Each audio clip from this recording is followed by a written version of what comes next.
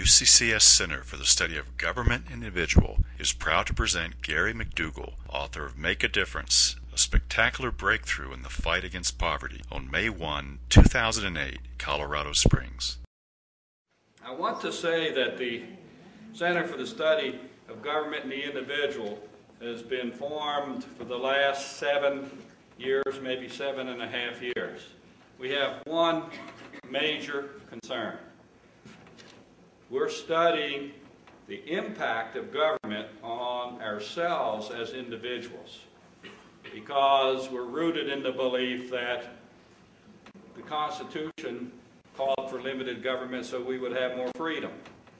All week long we have had a series of events talking about that issue, along with the Limited Government Forum, which co-sponsored those events. The last day, yesterday, of those discussions, we had a mayor and a professor of political science. He had said it was deja vu all over again, except I lost the mayor's race. But anyway, and he was talking about new and different things that he had been doing in his community so that the services would be provided, but government wouldn't own them. And I didn't deliberately say contract because there are lots of ways to do that. We're very much interested in not only less government for more freedom, but better government and reform. Wherever you can find a success story, we'd like to tell both our students and community leaders. And so we focused on that a great deal.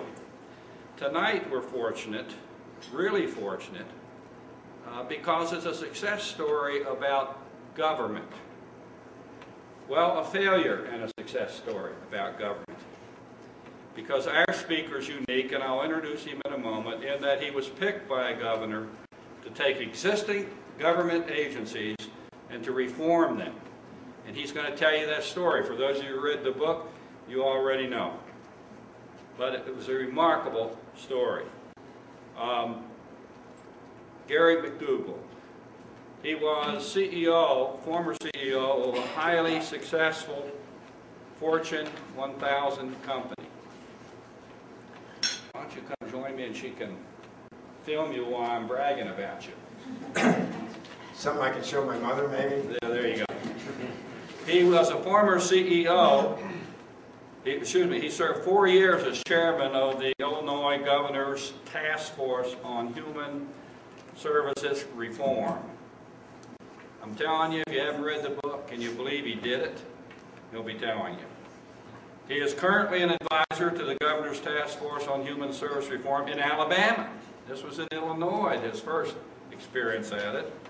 And the Governor's Task Force on Ex-Offender Reentry in Florida. So once you do something out of your own sheer willpower and skill, and you might do it for lower pay than if you were hired as an employee, they want to use you everywhere. And so obviously he is in high demand. He is a trustee of the Case Foundation, a $3 billion foundation for children and families at risk, and the MacDougal Family Foundation. He serves as a director of the United Parcel Service, UPS, to 2 venture capital funds and the Bulgarian American Enterprise Fund. He is also pro bono, which almost doesn't exist, lecturer and writer, living and working in Chicago and New York. Now the reason, in addition to, I want to make sure I got it all in, I read this, you have a flyer with this information on it, because he's even gutsy enough to give you his website and email so you can converse with him directly. The website is www.macdougal.com. His email, and you can get this on your flyer. I just want you to know, you students, here's your chance once he gets back home to just deluge him with questions and comments. His email is gemacd@aol.com. As you can see from that resume, and as a person who reduced the welfare rolls in Illinois by 86%, we are fortunate tonight to have a really fine speaker to tell us about it. Please welcome Gary MacDougal.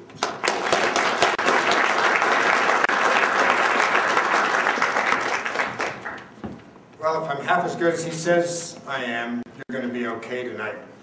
But you know, most of you are students, and I don't know if you're here of your own free will. I'm going to have to be finding that out as we go through this.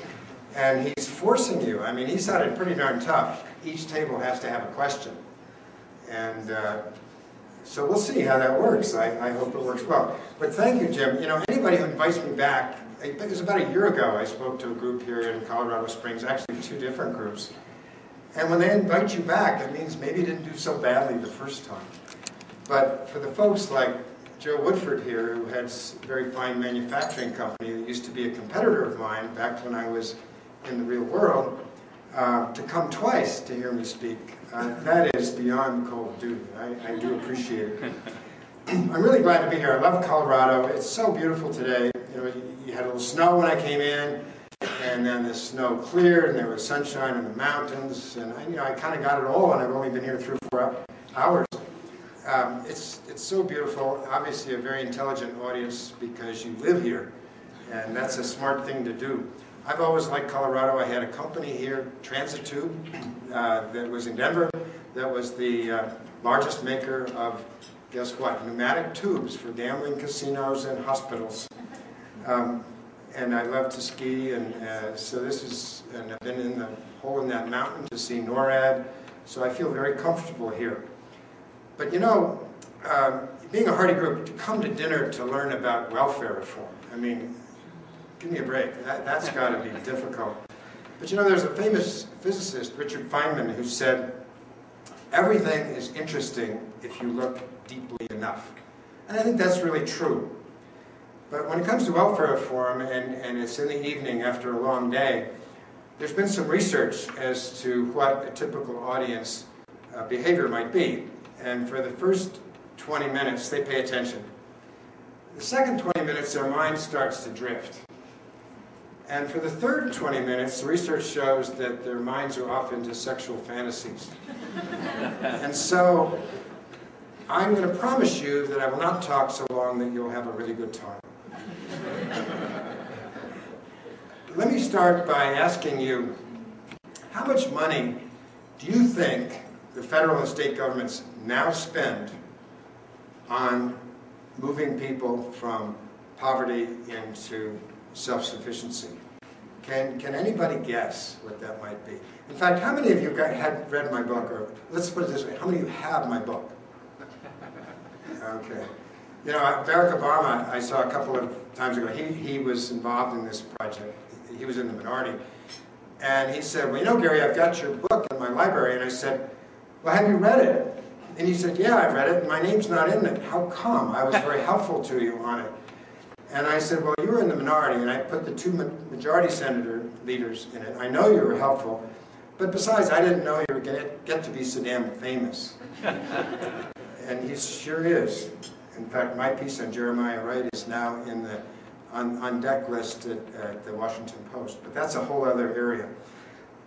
If I think you know, if you've read the book, you know the answer to this question, so I won't put you on the spot, but let me just say, there's $520 billion in this country now spent on people below the poverty line.